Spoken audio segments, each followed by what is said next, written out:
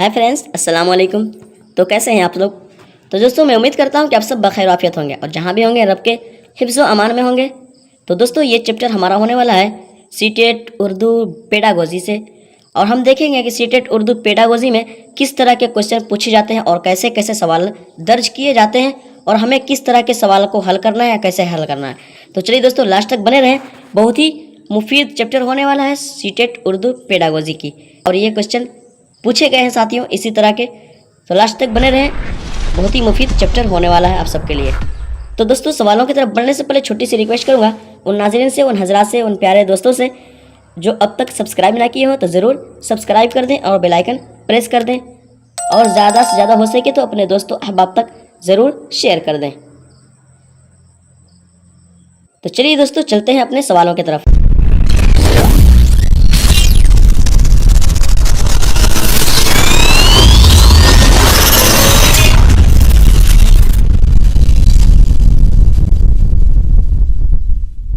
चलिए सवालों को देखते हैं। सवाल, किसी भी तालीमी निज़ाम में किताबें क्या हैसियत रखती हैं? ऑप्शन 1 तारीख़ी हैसियत रखती हैं, जज्बी कलीदी हैसियत रखती है या हकीकी हैसियत रखती है। तो दोस्तों, किसी भी तालीमी निज़ाम में, किसी भी तालीमी रूल में, किसी भी तालीमी निज़ाम में किताबें जो है वो कलीदी हैसियत रखती हैं। क्या कलीदी हैसियत रखती हैं? तो ऑप्शन 3 बिल्कुल सही जवाब हो जाएगा, क्योंकि किसी भी तालीम में ये कलीदी हैसियत रखती हैं। कौन सी? ये किताब है। ठीक है, अगला सवाल।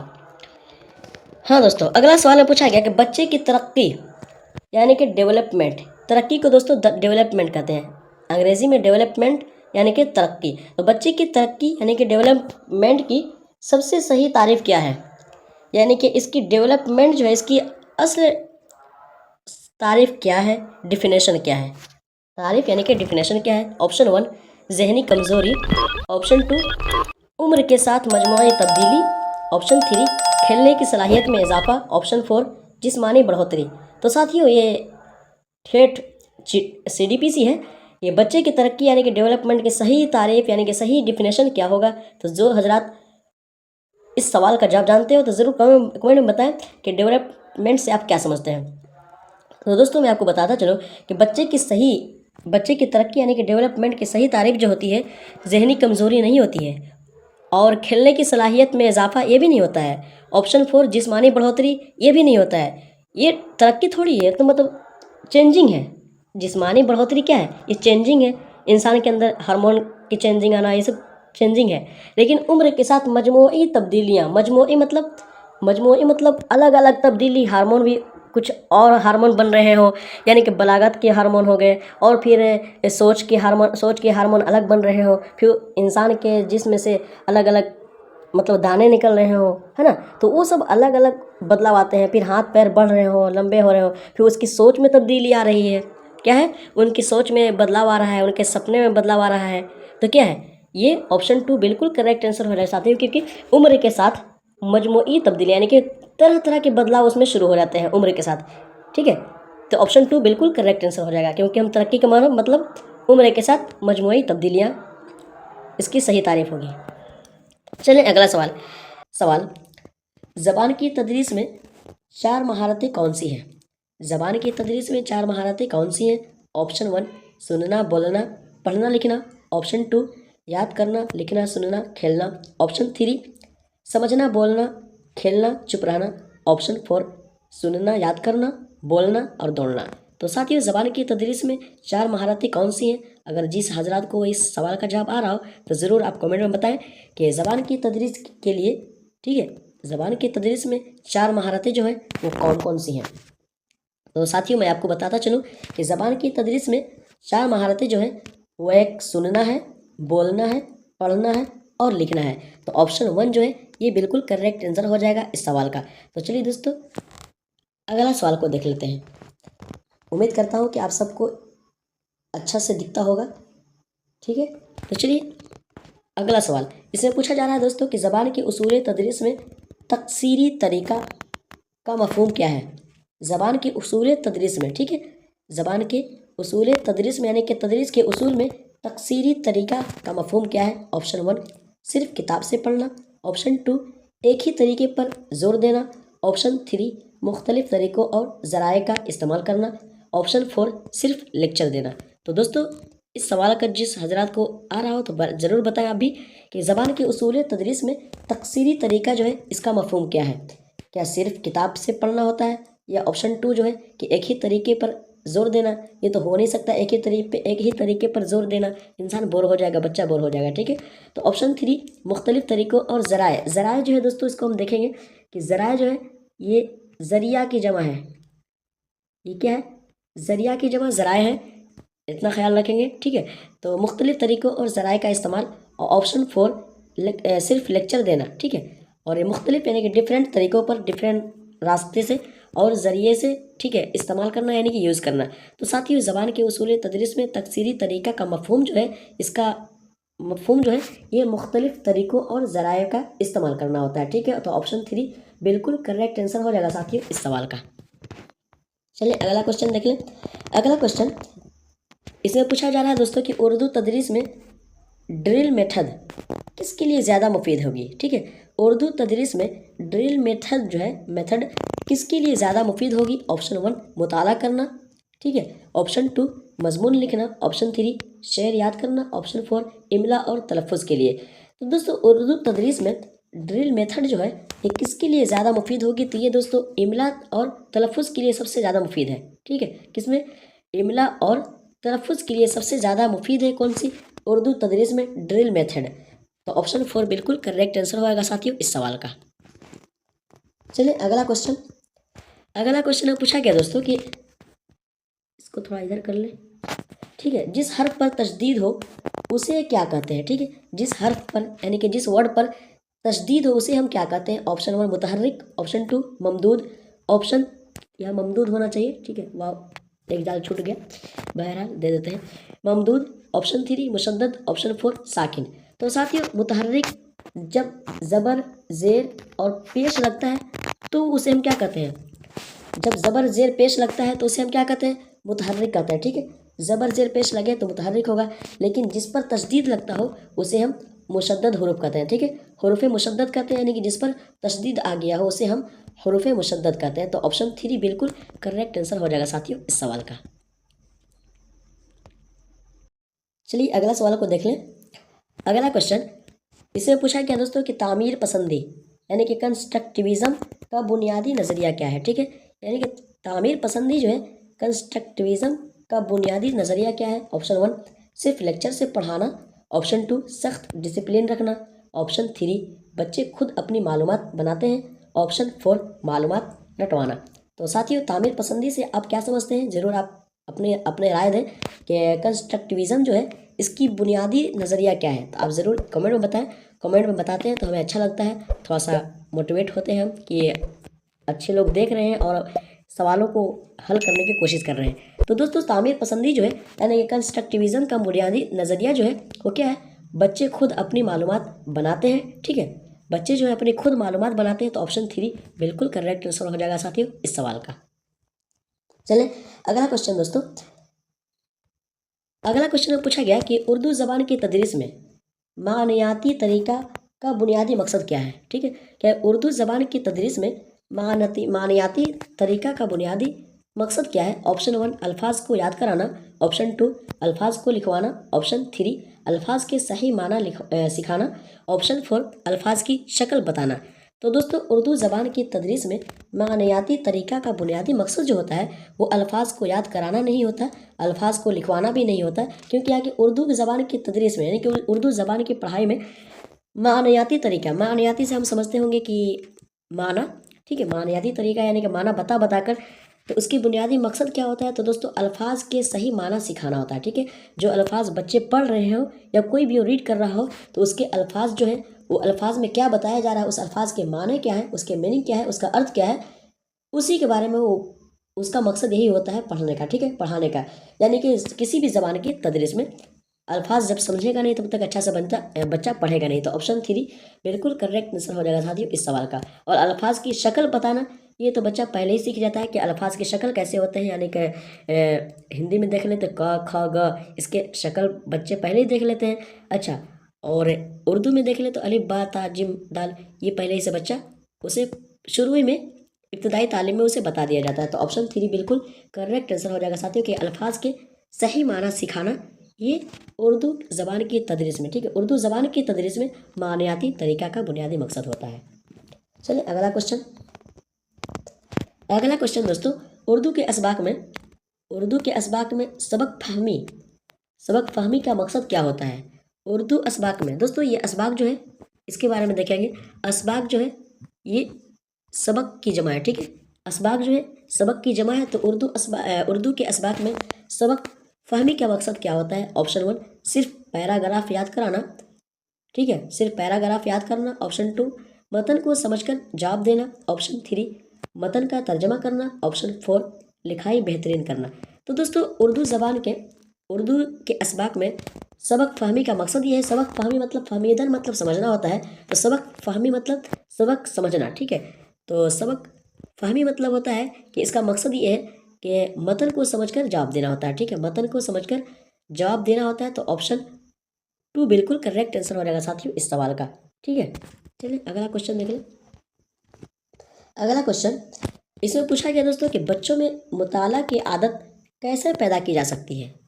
बच्चों में मुताला की आदत कैसे पैदा की जा सकती है? मुताला मतलब कि रीड करने की, पढ़ने की, खुद से मतलब कि किताबें पढ़ने की, तो उसकी आदत कैसे पैदा की जा सकती है? ऑप्शन 1 मुश्किल किताबें देना।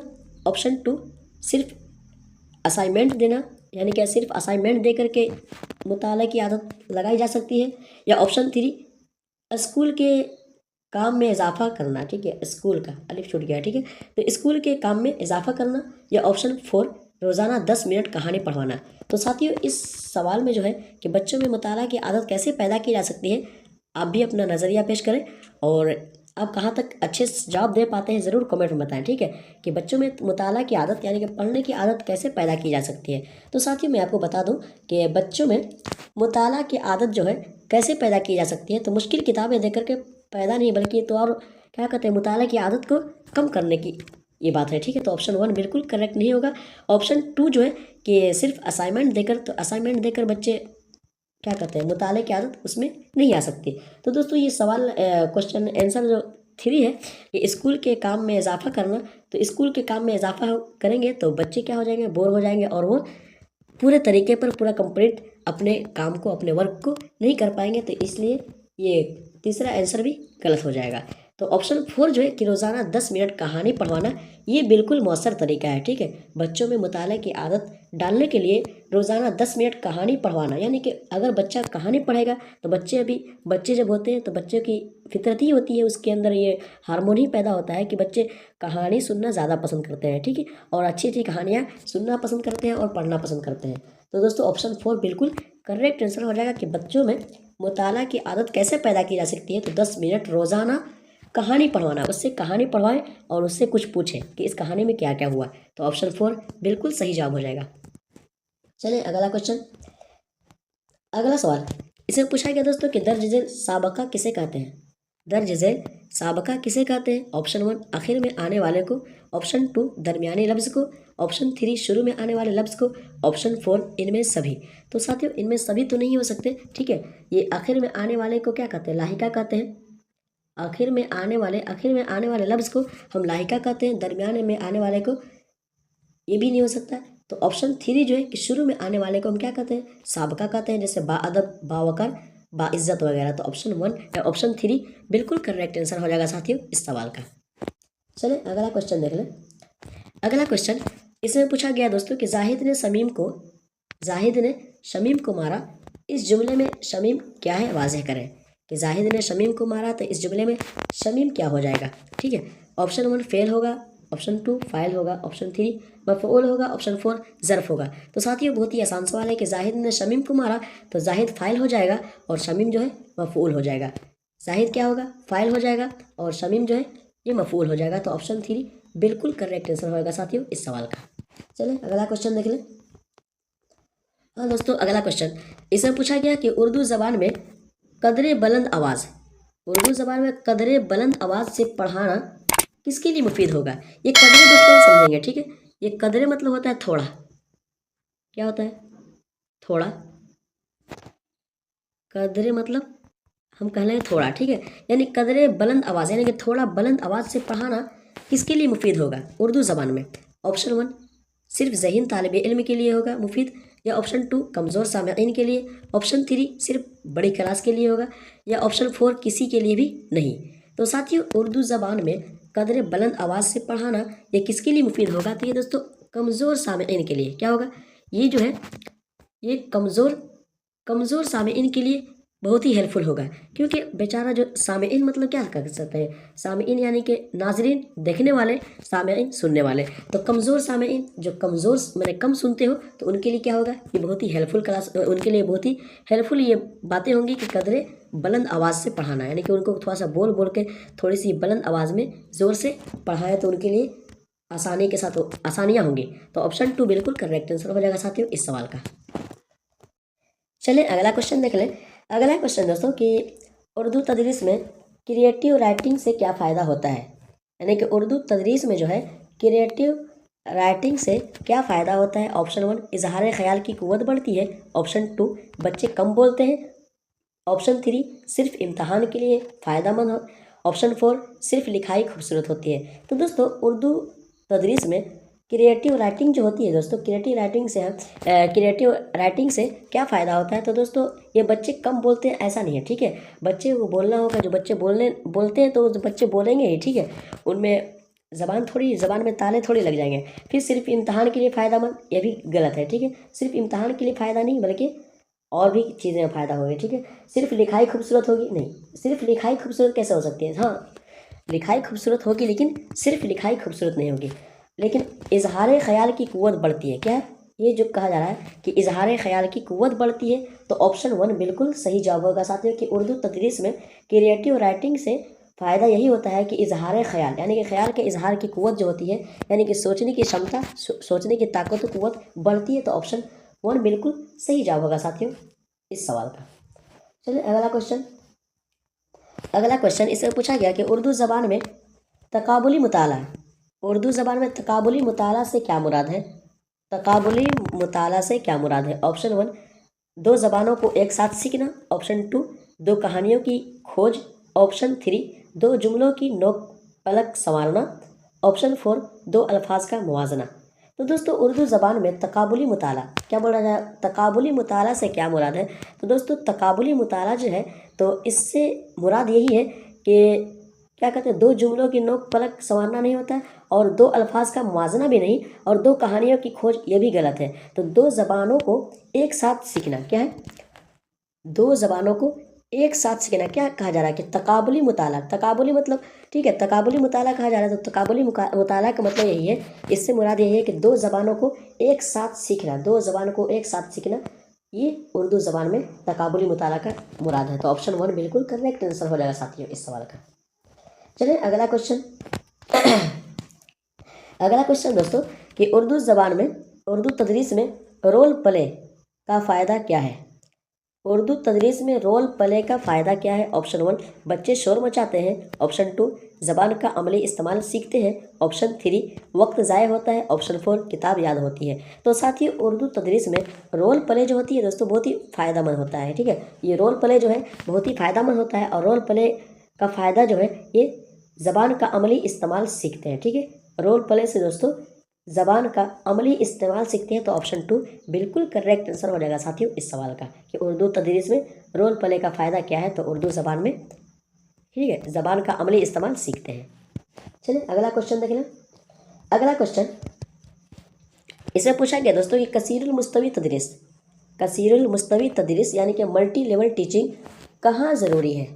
मल्टी लेवल टीचिंग जो है ये कहाँ ज़रूरी है? ऑप्शन 1 एक जैसी क्लास वाले बच्चों में, ऑप्शन 2 कॉलेज की तालीम में, ऑप्शन 3 मखलूत सतह के बच्चों में, ऑप्शन 4 सिर्फ बोर्ड इम्तहान में। तो साथियों कसीरुल मुस्तवी जो है, कसीर मतलब ज़्यादा होता है और मुस्तवी मतलब अलग अलग तरीके से, ठीक है। तदरीस मतलब पढ़ाना, अलग अलग सब्जेक्ट, अलग अलग बातें बताना, अलग अलग किताबें बताना, ठीक है। अलग अलग किताबें डिफरेंट मल्टी लेवल टीचिंग, ठीक है। तो कहाँ ज़रूरी होती है? तो दोस्तों एक जैसी क्लास में ये तो हो नहीं सकता, ठीक है। और कॉलेज की तालीम में नहीं, कॉलेज की तालीम में सिर्फ ऐसी ही थोड़ी हो सकती है कसीरुल मुस्तवी तदरीस, और फिर सिर्फ बोर्ड इम्तहान में ये भी गलत होगा। तो मखलूत सतह के बच्चों में क्या है? मखलूत सतह के बच्चों में ऑप्शन 3 बिल्कुल सही जवाब होगा साथियों इस सवाल का, कि कसीरुल मुस्तवी जो है यानी कि मल्टी लेवल टीचिंग जो है ये मखलूत सतह के बच्चों में यानी कि डिफरेंट तरह के बच्चों में ये बिल्कुल सही जवाब होगा। अगर डिफरेंट बच्चे बैठे हो, तरह तरह के बच्चे बैठे हो, अलग अलग बैठे हो, तो वहाँ पर हम कसीरुल मुस्तवी तदरीस यानी कि मल्टी लेवल टीचिंग पढ़ा सकते हैं, बता सकते हैं। तो ऑप्शन 3 बिल्कुल करेक्ट आंसर हो जाएगा साथियों इस सवाल का। चलिए अगला क्वेश्चन देख लें। अगला क्वेश्चन दोस्तों, इसमें पूछा गया कि दर्ज झेल दरिया कौन सा लफ्ज़ है। ये दर्ज झेल दरिया जो है ये कौन सा लफ्ज़ है। लफ्ज़ कुन्नियत ऑप्शन 2, लफ्ज़ फेल ऑप्शन 3, लफ्ज़ मौजू है ऑप्शन 4 लफ्ज़ इसमें आला है। तो साथियों ये दरिया जो है, दरिया तो इसमें है, ठीक है, लेकिन इसमें आला नहीं है। यहाँ तो इसमें है लेकिन इसमें आला नहीं है, तो ऑप्शन 4 कट ही जाएगा। और कुन्नियत भी नहीं है, कुन्नियत में क्या होगा, कुन्नियत में अबू या तो इब्न, ठीक है, या तो बिन्त वगैरह लगाते हैं, तो ये भी कुन्नियत कट जाएगा। और फेल में किसी काम का करना या होना मालूम होता है, जैसे कि जैद ने खाया, जैद स्कूल गया, काश खालिद आता, ये क्या मतलब फेल के बारे में बता रहा है। लेकिन यह दरिया जो है, दरिया इसमें है लेकिन कौन सा इसमें है, तो यहाँ बचता है मौजू, यानी कि ये मौजू है। दरिया क्या है, मौजू है जिसका कोई माना हो, है ना। मौजू किसको कहते हैं, मौजू उसी को कहते हैं जिसका कोई माना हो। तो ऑप्शन 3 बिल्कुल करेक्ट आंसर हो जाएगा साथियों, दरिया। और दरिया जो है मौजू है, मौजू नहीं है, क्यों, क्योंकि पता नहीं चल रहा है, ठीक है दोस्तों। दरिया भी काट ही देंगे क्योंकि दरिया जो है मोहमल है, क्या है, हम मोहमल समझेंगे इसको, मोहमल ही है, मोहमल लफ्ज़ है ये, क्योंकि ये दरिया से हमें पता नहीं चल रहा है कौन सा दरिया, ठीक है। यानी कि नील दरिया जो है, दरियाए नील, दरियाए तहरान, ठीक है, या दरियाए, जब बहुत सारी दरियाएँ हैं, तो कौन सी दरिया के बारे में पता नहीं चल रहा है, तो ये लफ्ज़ मौजू भी नहीं होगा, ठीक है। लफ्ज़ होगा लेकिन ये लफ्ज़ मोहमल होगा, तो ऑप्शन है नहीं यहाँ पर, तो ये लगा लें ठीक कि लफ्ज़ मोहमल होगा। चलिए अगला क्वेश्चन, ये सब आसान क्वेश्चन है दोस्तों, इतना खास नहीं है। बहरहाल अगला क्वेश्चन देखेंगे, तो उर्दू ज़बान की किताब में अशआर शामिल करने का मकसद है, ठीक है। उर्दू ज़बान की किताब में अशआर शामिल करने का मकसद, उसमें ऐड करने का मकसद क्या होगा। ऑप्शन 1 किताब को खूबसूरत बनाना, ऑप्शन 2 सिर्फ तफरीह, ऑप्शन 3 बच्चों में ज़ौक़ अदब पैदा करना, ऑप्शन 4 याददाश्त बढ़ाना। तो साथियों उर्दू ज़बान की किताब में आपको क्या लगता है कि अशआर शामिल करने का मकसद क्या होता है। आप ज़रूर कमेंट में अपना राय बताएं, या जो हजरात को इस सवाल का जवाब आ रहा हो तो वो ज़रूर इस सवाल का जवाब दें। तो साथियों उर्दू ज़बान की किताब में अशआर शामिल जो होते हैं, जैसे कि शेर व शायरी वगैरह, गालिब की, मिर्ज़ा गालिब की, फिर एक राहत इंदौरी की, या नज़ीर अहमद की, या बहुत सारे जो है अल्लामा इकबाल की। तो ये जो उनके अशआर जो पेश किए जाते हैं, तो किस लिए पेश किए जाते हैं, अशआर पेश किए जाते हैं तो उसका मकसद क्या होता है। किताब को खूबसूरत बनाना, ये हो नहीं सकता। सिर्फ तफरीह यानी कि मज़ाहिया तफरीह मतलब ऐसी, या फिर याददाश्त बढ़ाना, नहीं, शेर व शायरी देने से क्या याददाश्त बच्चे में थोड़ी बढ़ते हैं। तो क्या होगा, बच्चों में ज़ौक़ अदब पैदा करने के लिए, क्या है, बच्चों में ज़ौक़ अदब पैदा करने के लिए क्या होता है, अशआर शामिल करते हैं उर्दू ज़बान की किताब में। तो ऑप्शन 3 बिल्कुल सही जवाब होगा साथियों इस सवाल का। चलिए अगला क्वेश्चन देख लें। अगला सवाल, इसमें पूछा जा रहा है कि उर्दू इमला सीखने के लिए बेहतरीन तरीका कौन सा है। उर्दू इमला क्या है, उर्दू इमला सीखने के लिए, उर्दू लिखावट सीखने के लिए, ठीक है, उर्दू तहरीर, उर्दू राइटिंग सीखने के लिए बेहतरीन तरीका कौन सा है। ऑप्शन 1 सिर्फ किताब देखकर लिखें, ऑप्शन 2 उस्ताद डिक्टेशन दे, डिक्टेशन यानी कि श्रुत लेख, हिंदी में बोल सकते हैं उसको, इमला बोल सकते हैं, ऑप्शन 3 बच्चे खुद से लिखें, ऑप्शन 4 कुछ भी ना लिखें। तो दोस्तों कुछ भी ना लिखेंगे तो फिर उर्दू इमला सीखने के लिए बेहतरीन तरीका कैसे होगा, है ना, कुछ भी नहीं, ये तो कट ही जाएगा। अच्छा ये रहे 3 इसमें से, तो इसमें से दोस्तों उर्दू इमला सीखने के लिए सबसे बेहतरीन जो ज़रूरी है, उस्ताद डिक्टेशन दे, यानी कि उसे इमला लिखवाए, ठीक है, बोल बोल कर, शुरुत लेख जिसे हम हिंदी में बोलते हैं। तो ऑप्शन 2 बिल्कुल करेक्ट आंसर हो जाएगा साथियों। इससे क्या होता है कि बच्चे को हम बोलेंगे, बच्चे को बोलेंगे इख्तियार लिखो, इंतज़ार लिखो, इनकार लिखो, मकबूल लिखो, तो बच्चे लिखेंगे और वो सोचेंगे कि कैसे होगा, बड़ी काफ से होगा मकबूल या छोटी काफ से होगा। तो इसमें अगर बच्चा एक बार गलती कर लिया तो फिर उसको दोबारा गलती नहीं करेगा, उसकी इमला जो है दुरुस्त हो जाएगी। तो दोस्तों उर्दू इमला सीखने के लिए बेहतरीन तरीका यही है कि उस्ताद क्या है, डिक्टेशन दे, इमला लिखवाए। तो ऑप्शन 2 बिल्कुल करेक्ट आंसर हो जाएगा। चलिए अगला सवाल। अगला क्वेश्चन इसमें पूछा गया दोस्तों कि उर्दू ज़बान में समाअती महारत की तरक्की के लिए कौन सा अमल मुफीद है। उर्दू ज़बान में समाअती महारत यानी कि सुनने की महारत की तरक्की के लिए कौन सा अमल मुफीद है, यानी कि तरक्की यानी कि विकास के लिए। ठीक है, उर्दू ज़बान में सुनने की महारत। ऑप्शन 1 पैराग्राफ लिखवाना, ऑप्शन 2 इमला की गलती ठीक कराना, ऑप्शन 3 सबक याद कराना, ऑप्शन 4 कहानी सुनाना। तो दोस्तों उर्दू ज़बान में क्या बोला जा रहा है, उर्दू ज़बान में और तो और समाअती महारत क्या है, सुनने की महारत, सुनने की माहिरीन की तरक्की के लिए यानी कि सुनने की माहिरीन का विकास के लिए कौन सा अमल मुफीद होगा। तो पैराग्राफ लिखवाने से इंसान सुन थोड़ी सकता है, तो लिख सकता है नहीं, वो तो हाथ का वर्क है, हाथ का काम है। इमला की गलती ठीक करना तो नहीं, ये तो लिखने के काम है। समाअती क्या हो रहा है, समाअती महारत नहीं है तो क्या कहते हैं उसको, लिखावटी महारत सही होगा। ऑप्शन 3 जो है सबक याद कराना, सबक याद करने से क्या होगा, बच्चा सबक याद करेगा फिर सुना देगा, तो इससे समाअती महारत क्या होगा, ये तो याद करने की, तो दिमागी क्षमता के लिए महारत है। लेकिन ऑप्शन 4 जो है कि कहानी सुनाना क्या है, समाअती महारत की तरक्की के लिए यानी कि समाअती महारत के विकास के लिए, डेवलपमेंट के लिए कहानी सुनाना ये बहुत ज़रूरी है। ठीक है, उर्दू ज़बान में, उर्दू ज़बान में समाअती महारत की तरक्की के लिए ये अमल कहानी सुनाना ये बेहतरीन अमल है, मुफीद अमल है। तो ऑप्शन 4 बिल्कुल सही जवाब होगा साथियों इस सवाल का। अगला सवाल दोस्तों, अगला क्वेश्चन में पूछा गया कि द रिजल्ट सीखना लर्निंग क्या है। ठीक है, ये लर्निंग जो है यानी कि सीखना क्या है। ऑप्शन 1 पैदाइशी सलाहियत, ऑप्शन 2 सिर्फ स्कूल की पढ़ाई, ऑप्शन 3 तजर्बाती तब्दीली, ऑप्शन 4 खेल कूद। तो साथियों द रिजल्ट सीखना जो है यानी कि लर्निंग ये असल में क्या है। ठीक है, तो असल में क्या है, जो हजरात को पता हो तो ज़रूर इस सवाल का जवाब दें कि द रिजल्ट सीखना क्या है। तो साथियों मैं आपको बताता चलूँ कि सीखना जो है ये पैदाइशी सलाहियत नहीं, पैदाइशी सलाहियत नहीं हो सकता, खेल कूद भी नहीं हो सकता, और सिर्फ स्कूल की पढ़ाई से नहीं, ये सिर्फ स्कूल की ही पढ़ाई इंसान थोड़ी सीखता है। अगर गलत संगत करे तो वो भी गलत का असर भी सीखता है, दोस्तों का असर सीखता है, घर से घर के माहौल के साथ भी सीखता है। तो क्या है, तजर्बाती तब्दीली सीखता है। लर्निंग मतलब तजर्बाती तब्दीली, तजर्बाती तब्दीली यानी कि जो तजर्बा करता है उसके साथ जो होता है वो सीखना, उसी को लर्निंग कहते हैं। तो ऑप्शन 3 बिल्कुल करेक्ट आंसर हो जाएगा साथियों। तो चलिए अगला सवाल को देख लें। अगला सवाल में पूछा गया दोस्तों कि मुंदरजा झेल इनमें से कौन सा मुअन्नस लफ्ज़ है। मुंदरजा झेल इनमें से कौन सा लफ्ज़ जो है मुअन्नस लफ्ज़ है। तो चलिए देखते हैं। ऑप्शन 1 आदमी मुअन्नस है, ऑप्शन 2 आँख मुअन्नस है, ऑप्शन 3 घी मुअन्नस है, ऑप्शन 4 पानी मुअन्नस है। तो साथियों ये ग्रामर से क्वेश्चन है, यानी कि उर्दू ग्रामर से ये क्वेश्चन है। यहाँ पर आपको मुअन्नस मुज़क्कर पहचानना हो तो जो हजरात उर्दू ज़्यादा इस्तेमाल करते हो अपने रोज़मर्रा के हम कलामों में, तो उन हजरात के लिए बहुत ही आसान सवाल है कि मुंदरजा झेल इनमें से कौन सा लफ्ज़ मुअन्नस है। तो दोस्तों आप हजरात ज़रूर इस सवाल का जवाब दें कि इनमें से कौन सा लफ्ज़ मुअन्नस है, क्या आदमी मुअन्नस है, या आँख मुअन्नस है, या घी मुअन्नस है। तो दोस्तों मैं आपको बताता चलूँ कि मुंदरजा झेल इसमें से कौन सा लफ्ज़ मुअन्नस है। तो दोस्तों ये आदमी मुअन्नस नहीं है। आदमी क्या है, आदमी मुअन्नस नहीं है, ये निस्बती है। क्या है, हम जानते हैं आदमी क्या है, आदम अलैहिस्सलाम के औलाद होने के नाते, ठीक है, इसको आदम अलैहिस्सलाम के औलाद होने के नाते इसको आदमी कहा गया है, यानी कि आदम का बच्चा। आदमी मतलब आदम अलैहिस्सलाम के बच्चे, औलाद उन्हीं के, तो ये निस्बती है, तो आदमी मुज़क्कर है। ठीक है, किसी को भी बोल सकते हैं। लफ्ज़ आदमी जो है ये मुज़क्कर है।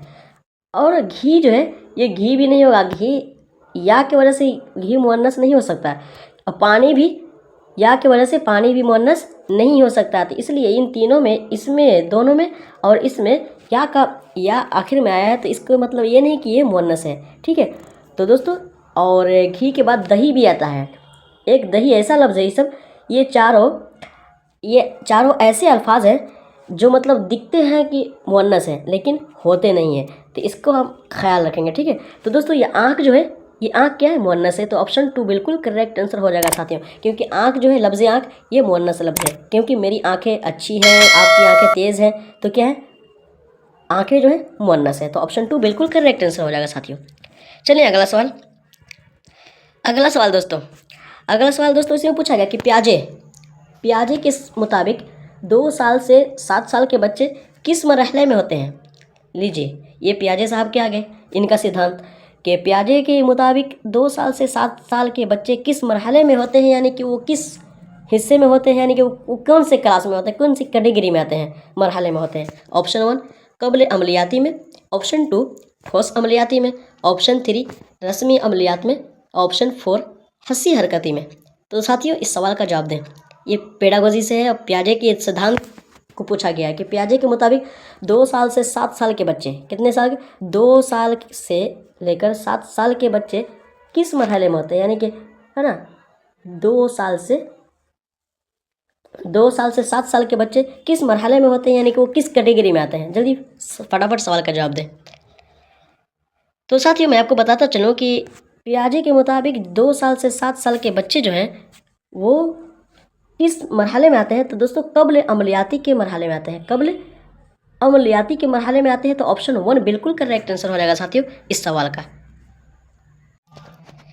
चलिए अगला क्वेश्चन देख लें। धीरे धीरे आ रहा है, धीरे धीरे CDP से क्वेश्चन बढ़ते जा रहे हैं। पियाजे के बाद वाइगोस्की के मुताबिक, ठीक है, वाइगोस्की के मुताबिक नज़दीकी तरक्की का दायरा यानी कि ZPD का क्या है, ZPD जो है ये क्या है, यानी कि वाइगोस्की का ये सिद्धांत है इन्हीं का कि वाइगोस्की के मुताबिक नज़दीकी तरक्की का दायरा, ये जो नज़दीकी तरक्की का दायरा जो है दोस्तों, मैं हाईलाइट कर दूँ इसको कि ये जो है नज़दीकी तरक्की का दायरा ये ZPD का फुल फॉर्म है, यानी कि जोन ऑफ प्रोक्सिमल डेवलपमेंट।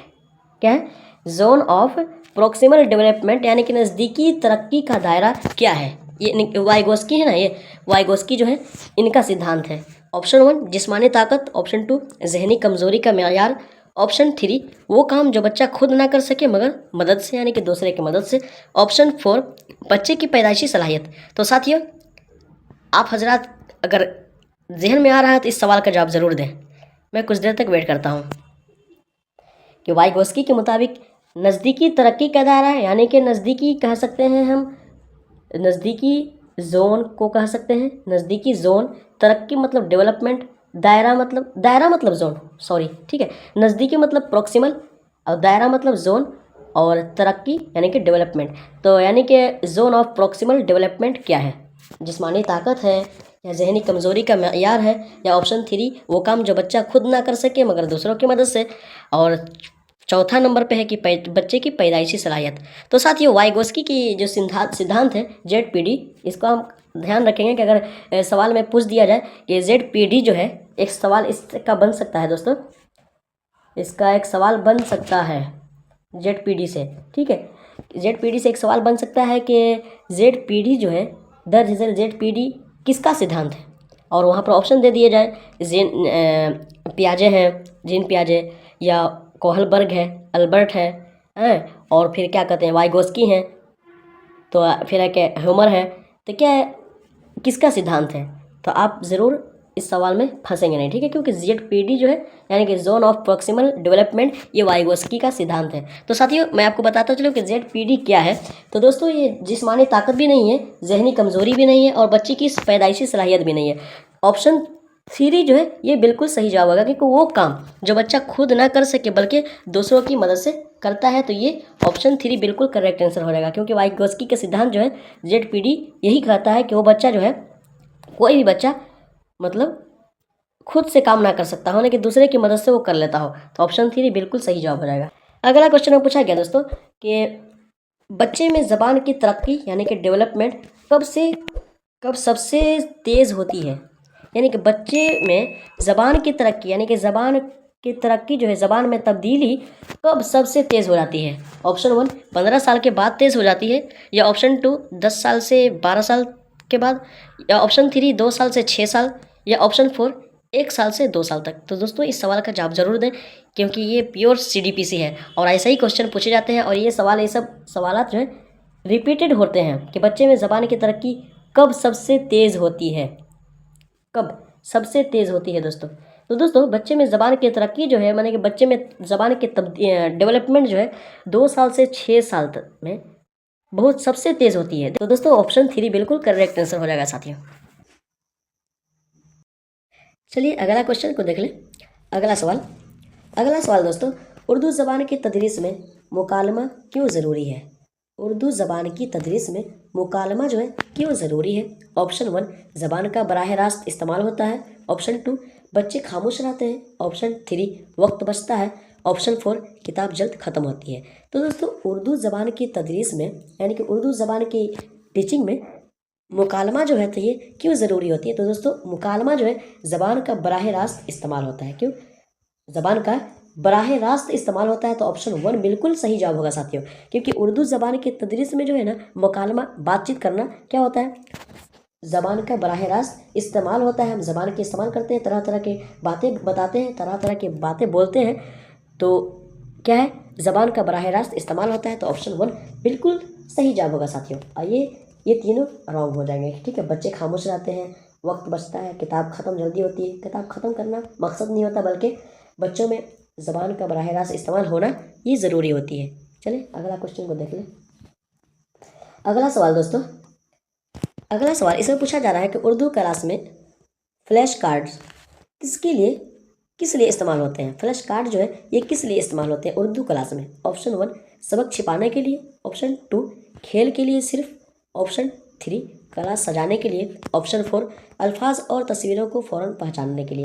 तो दोस्तों ये फ्लैश कार्ड जो है उर्दू क्लास में, ये फ्लैश कार्ड जो है किस लिए इस्तेमाल होते हैं? तो दोस्तों ये तीनों गलत हो जाएंगे, ये तीनों गलत हो जाएंगे। अल्फाज और तस्वीरों को फ़ौरन पहचानने के लिए क्या है, फ्लैश कार्ड्स का इस्तेमाल करना अल्फाज और तस्वीरों को फ़ौरन पहचानने के लिए होता है। तो ऑप्शन 4 बिल्कुल सही जवाब होगा साथियों इस सवाल का। तो चलिए दोस्तों उन नाज़रीन से रिक्वेस्ट है जो नाज़रीन अब तक सब्सक्राइब ना किए हो तो ज़रूर सब्सक्राइब कर दें, बेल आइकन प्रेस कर दें, और हो सके तो अपने दोस्तों अहबाब अकारीब तक ज़रूर शेयर कर दें, ताकि उनका भी अच्छा हो, भला हो, और आप भी सवाब जारिया कमा सकें। चलिए अगला क्वेश्चन में पूछा गया दोस्तों कि ज़बान की तदरीस में बामाना सीखने से क्या मुराद है? ज़बान की तदरीस में बामाना सीखने से क्या मुराद है? ऑप्शन 1 बगैर समझे याद करना, ऑप्शन 2 रट्टा लगाना, ऑप्शन 3 समझकर सीखना, ऑप्शन 4 सिर्फ लिखाई पर जोर देना। तो दोस्तों ज़बान की तदरीस में बामाना सीखने, बामाना समझते हैं, बामाना मतलब क्या है? ये साबका है, ये बामाना जो है साबका है। तो बामाना यानी कि माना के साथ, मीनिंग के साथ, अर्थ के साथ सीखना, इसका मुराद क्या है, यानी कि इसके है ना मुराद क्या है, इसका मतलब असल ये क्या कहते हैं, बामाना सीखने का असल मुराद क्या है, यानी कि उसका असल मकसद क्या है? बगैर समझे याद करना, ऑप्शन 2 रट्टा लगाना, ऑप्शन 3 समझ कर पढ़ना, या ऑप्शन 4 सिर्फ लिखाई पर जोर देना। तो दोस्तों सिर्फ लिखाई पर जोर देना नहीं होता है कि ज़बान के तदरीस में बामाना सीखना मतलब समझ कर सीखना होता है। क्या होता है? बामाना सीखना यानी कि समझ कर सीखना। तो ऑप्शन 3 बिल्कुल सही जवाब होगा साथियों इस सवाल का। चलिए अगला क्वेश्चन को देख लें। अगला क्वेश्चन इसमें पूछा गया दोस्तों कि उर्दू ज़बान की तदरीस में ब्लैक बोर्ड वर्क क्यों अहम है? यानी कि उर्दू ज़बान की तदरीस में ब्लैक बोर्ड वर्क क्यों अहम है?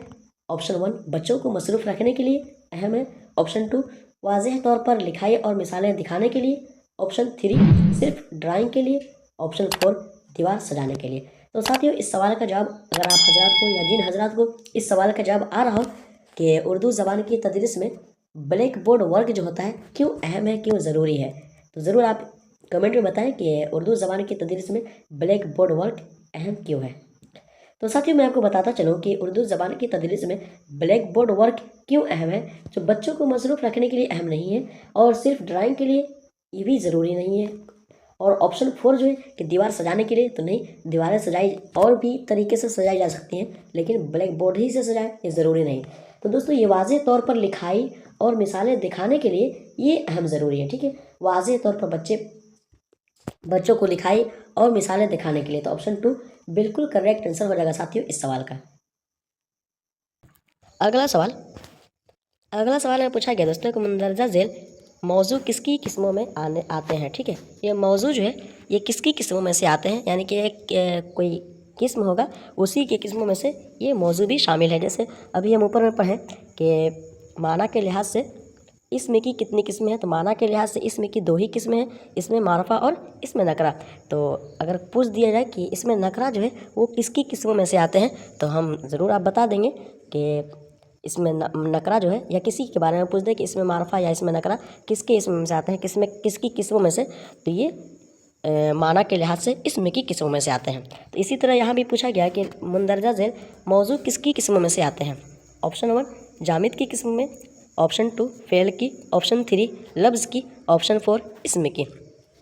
तो साथियों ज़रूर आप इस सवाल का जवाब दें। अगर जिन हजरात को इस सवाल का जवाब आ रहा हो, ज़रूर आप मेरे बताने से पहले कमेंट में बता दें, ताकि आपका भी मतलब रिवाइज़ होते रहे और आपका भी ये ग्रामर जो है, कवायद जो है, उसका दौरा होते रहे। ठीक है, उर्दू में कवायद कहते हैं और अंग्रेज़ी में ग्रामर कहते हैं, है ना। तो चलिए ज़रूर इस सवाल का जवाब दें। और इस सवाल जो है दोस्तों, ग्रामर से हर एग्ज़ाम में हमने देखा है कि हर एग्ज़ामात में ग्रामर से कुछ ज़्यादा ही क्वेश्चन आते हैं और वो घुमा फिरा करके मतलब कि माइंड थोड़ा सा वो अलग दिशा में ले जाने की कोशिश करते हैं। ठीक है, तो ज़रूर आप सवाल का जवाब दें कि मुंदरजा झेल मौजू किसकी किस्मों में से आते हैं। तो दोस्तों मैं आपको बताता चलूँ कि मुंदरजा झेल जो मौजू जो है ये लफ्ज़ की किस्मों में से आते हैं दोस्तों। ठीक, ये लफ्ज़ की किस्मों में से आते हैं। तो ऑप्शन 3 बिल्कुल करेक्ट आंसर हो जाएगा साथियों। ये लफ्ज़ की किस्में जो है, लफ्ज़ की मात्र 3 किस्में हैं। लफ्ज़ की नहीं 2 किस्में हैं लफ्ज़ की, मौजू और मुहम्मल। मौजू जो है उसको कहेंगे जिसका कोई माना हो, मतलब हो, जैसे पानी वगैरह और किताब वगैरह, दरिया वगैरह, पहाड़ वगैरह, जिसका कोई माना हो उसको मौजू लफ्ज़ कहेंगे, लफ्ज़ मौजू कहेंगे। और जिसका कोई माना ना निकलता हो, जैसे इंसान बोल ही देता है कि पानी वानी लाओ, तो पानी तो समझ में आता है कि पानी वाटर को कहते हैं, जल को कहते हैं, लेकिन ये वाणी जो होता है इसका कोई माना नहीं निकलता। जैसे भी बोल देते हैं किताब वोताब लाओ, पढ़ो लिखो, ठीक है, पढ़ो ओढ़ो, यार ऐसे बोलते हैं ना, पढ़ो ओढ़ो। तो पढ़ो तो समझ में आता है कि पढ़ने के लिए कह रहा है, लेकिन ओढ़ो मतलब क्या होता है, और फिर किताब वोताब, तो उताब क्या होता है। तो ऑप्शन 3 बिल्कुल करेक्ट आंसर हो जाएगा कि मौजू जो है लफ्ज़ की किस्मों में से आते हैं। तो चलिए दोस्तों अगला सवाल देख लें। अगला सवाल में पूछा गया दोस्तों कि वाव की कितनी किस्में हैं, वाज़ेह करें। ये वाव जो है इसकी कितनी किस्में हैं, यानी कि इसकी कितनी किस्में आते हैं, वाज़ेह करें, बता दें। ऑप्शन 1 8 किस्में, ऑप्शन 2 2 किस्में, ऑप्शन 3 4 किस्में, ऑप्शन 4 5 किस्में। तो ज़रूर दोस्तों इस सवाल का जवाब दें कि वाव की कितनी किस्में आते हैं।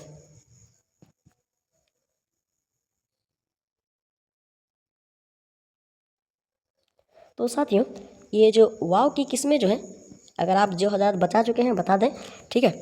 और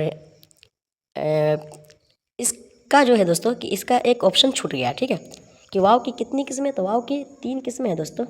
ठीक है, वाव की जो है 3 किस्में हैं। ये टाइपिस्ट जो है तो उनसे थोड़ी सी ख़ता हो गई है, बहरहाल होती है। तो वाव की दोस्तों, वाव की 3 किस्में हैं। ठीक है, वाव मारूफ़ा, मैं आपको बताता चलूँ, वाव मारूफ़ा और वाव मजहूला और वाव मादूला।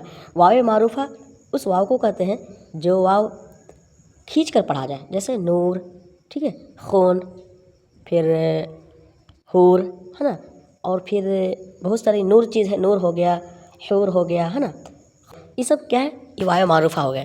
और वाव मजहूला जो वाव खींच कर ना पढ़े जाए, जैसे शोर, खोर, है ना, इसी तरह करके शोर, मोर, तो ये क्या है, वह वाव मजहूला हो गया। और वाव मादूला उस वाव को कहते हैं जो लिखा तो जाता है लेकिन पढ़ा ना जाता है, जैसे ख्वाजा, ख्वाहिश, दरख्वास्त, है ना, ख्वाब वगैरह वगैरह। तो ये वाव के 3 किस्में हैं दोस्तों। तो इनमें ये सारे के सारे ऑप्शन गलत हो जाएंगे, तो ऑप्शन 3 बिल्कुल सही हो जाएगा। चलिए अगला सवाल देख लें। आगे अगला सवाल है दोस्तों कि दर्ज झेल साबका किसे कहते हैं। दर्ज झेल साबका जो है किसे कहते हैं, वाज़ेह करें। ऑप्शन 1 आखिर में आने वाले को, ऑप्शन 2 दरमियानी लफ्ज़ को, ऑप्शन 3 शुरू में आने वाले को, ऑप्शन 4 इनमें सभी। तो साथियों इनमें सभी तो नहीं होगा, ठीक है, कोई एक ही होगा, क्योंकि साबका है दोस्तों। साबका किसे कहते हैं, और जिन हजरात को पता भी होगा, कुछ हजरात को कि जो उर्दू ग्रामर से पढ़े होंगे, उर्दू ग्रामर जानते होंगे या उसकी तैयारी कुछ किए होंगे, ठीक है, कि साबका जो है ये कहते किसे हैं, आखिर में आने वाले शब्द को, यानी कि आखिर में आने वाले लफ्ज़ को कहते हैं, या ऑप्शन 2 जो है दरमियान में जो लफ्ज़ आते हैं, दरमियानी लफ्ज़, उसे कहते हैं, या ऑप्शन 3 जो है कि शुरू में जो लफ्ज़ आता है उसे कहते हैं। ज़रूर आप बताएं। अगर आप जिन हजरात को आ रहा हो तो ज़रूर प्लीज़ आप कमेंट में बताएं कि इस सवाल का कौन सा जवाब दुरुस्त होगा, और इस सवाल का जो जवाब दुरुस्त होगा और उसकी एक मिसाल भी बता दें, कमेंट में बता दें कि इसकी मिसाल क्या होगी साबका की, जल्दी फटाफट बताएं। तो साथियों दर्ज झेल साबका किसे कहते हैं, तो साबका इन तीनों से ही चुनना है, ठीक है। तो साबका दोस्तों शुरू में आने वाले को कहते हैं, ये जो शुरू में आने वाला है इसी को साबका कहते हैं, शुरू में आने वाले को साबका कहते हैं। जैसे कि बदतमीज़, ठीक है, बदतमीज़ ये क्या है, साबका है, ठीक है। बदतमीज़ मतलब साबका हो गया। और फिर क्या कहते हैं, बदतमीज़ हो गया बावकार, बावकार, बावकार जो है ये भी साबका है। ये जो शुरू में बा है और फिर ये बद जो है ये साबका है, तो साबका का मिसाल ये हो गया, ये दोनों। और ऑप्शन 3 बिल्कुल करेक्ट आंसर हो जाएगा साथियों सवाल, इस सवाल का जवाब, ठीक है। चलिए अगला सवाल देख लें। अगला सवाल में पूछा गया दोस्तों कि बनावट के एतबार से इसमें की कितनी किस्में हैं। ये लगता है ये तो रिपीट है क्वेश्चन। बनावट के एतबार से इसमें की 2 ही किस्में हैं, ये तो हो ही चुका है बहरहाल। चलिए अगला सवाल में पूछा गया दोस्तों कि जाहिद ने शमीम को मारा, इस जुमले में शमीम क्या है, वाज़ेह करें। ये शमीम जो है इस जुमला में, ठीक है। दोस्तों जुमला कैसे बनते हैं, ठीक है। एक जुमला अगर पूछ दिया जाए कि एक जुमला कैसे बनते हैं, तो एक जुमला फेल और इसमें से मिलकर एक जुमला बनते हैं, या तो इसमें से मिलकर जुमला बनते हैं, ठीक है। तो यहाँ पर फेल और इसमें से मिलकर जुमला बनाया गया है कि जाहिद ने शमीम को मारा। तो दोस्तों इस जुमले में शमीम के बारे में पूछा है कि शमीम क्या है। ऑप्शन 1 फेल है, ऑप्शन 2 फ़ाइल है, ऑप्शन 3 मफ़ऊल है, ऑप्शन 4 ज़र्फ़ है। तो ज़रूर इस सवाल का जवाब दें। बहुत ही आसान सवाल है, ऐसे सवाल करते हैं, अक्सर करते हैं, ठीक है। बहुत अक्सर जगहों पर है ना इस सवाल का जवाब ऐसे सवाल देखे जाते हैं। तो साथियों जाहिद ने शमीम को मारा, इस सवाल का जवाब ये है कि इस जुमले में शमीम क्या है। तो दोस्तों जाहिद जो है ये फ़ाइल हो जाएगा। जाहिद क्या हो जाएगा, जाहिद फ़ाइल हो जाएगा। और मारना क्या हो जाएगा, ये मारना जो है ये मारना फेल हो जाएगा। इसको हम फेल कह लेंगे, क्योंकि मारना, खेलना, कूदना, पीटना है ना, ये क्या है, फेल है, काम है, तो हम फेल कह लेंगे। लेकिन शमीम जो है ये इस पर फेल वाक़ हो रहा है, जिस पर फेल वाक़ हो उसे मफ़ऊल कहते हैं। यानी कि जिस पर फेल का फ़ाइल का फेल, यानी कि काम करने वाला का काम जो है असर ज़ाहिर हो, जिस पर असर करे उसको मफ़ऊल कहेंगे। तो ऑप्शन 3 बिल्कुल करेक्ट आंसर हो जाएगा साथियों कि शमीम जो है ना क्या है, शमीम जो है क्या है, इसमें मफ़ऊल है, ठीक है। यानी कि इस पर फ़ाइल का फेल वाक़ हो रहा है, तो ये मफ़ऊल बनता है। तो ऑप्शन 3 बिल्कुल करेक्ट। तो चलिए दोस्तों अगला सवाल को देख लें।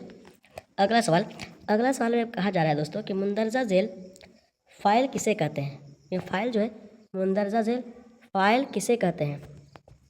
इस सवाल का जवाब देंगे कि मुंदरजा झेल फ़ाइल किसे कहते हैं। ऑप्शन 1 यानी कि फ़ाइल का डिफिनेशन पूछ रहा है, ठीक है, कि फ़ाइल आखिर में होता क्या है। ऑप्शन 1 जिसके ज़रिए फ़ाइल बने, ऑप्शन 2 जिस पर फेल वाक़ हो, ऑप्शन 3 जिसके ज़रिए काम निकले, ऑप्शन 4 जिससे फेल सरजद हो। ज़रूर इस सवाल का जवाब दें कि फ़ाइल किसे कहते हैं। बहुत ही आसान सवाल है, अभी हम ऊपर बता चुके हैं फ़ाइल के बारे में, मफ़ऊल के बारे में और फेल के बारे में।